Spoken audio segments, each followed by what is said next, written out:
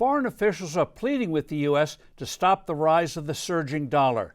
Here's how he could constructively respond, but won't. Hello, I'm Steve Forbes, and this is What's Ahead, where you get the insights you need to better navigate these turbulent times. The rapid rise of the dollar vis-a-vis other currencies is causing increasing distress with other countries. Globally traded commodities like oil and various foods are priced in dollars. The strengthening greenback means they're paying more and more for these necessities at a time when their economies are weakening. This harms developing countries, which are also feeling the pain of dollar-denominated debt. They owe significant amounts of money here. Meeting growing debt payments means cutting back domestic spending, an unpleasant prospect, especially when times are getting tougher.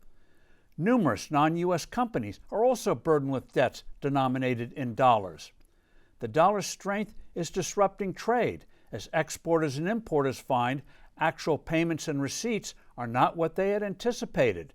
Trade will thereby slow, adding to recessionary pressures. No wonder foreign officials are increasingly calling for the U.S. to take action to curb the soaring greenback. They want a so-called new Plaza Accord. Back in the early 1980s, when the U.S. conquered inflation and the economy was booming from the stimulus of big tax cuts, the dollar surged then as it is doing now. So in 1985, officials from the U.S., Britain, Japan, West Germany, and France got together at the Plaza Hotel in New York and agreed to intervene in currency markets to lower the value of the dollar and then have stable exchange rates. It worked, at least for a while.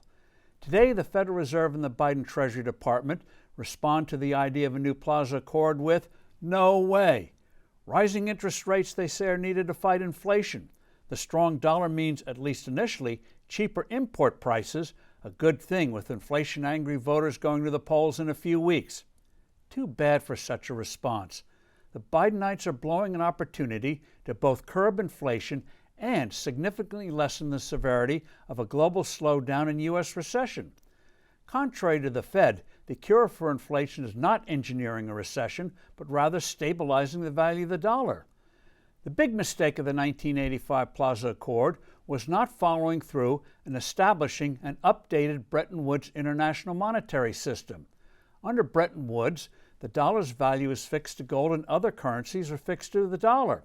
In other words, you had virtually no fluctuation between the value of the dollar and, say, the Japanese yen. What a contrast to the chaos of today. What the Fed and Treasury should do now is convene a new Plaza Conference to focus on stabilizing exchange rates between the U.S., Europe, Britain, Japan, and China. Intellectually, it's much too soon to bring up gold. Officials today are truculently clueless on the subject.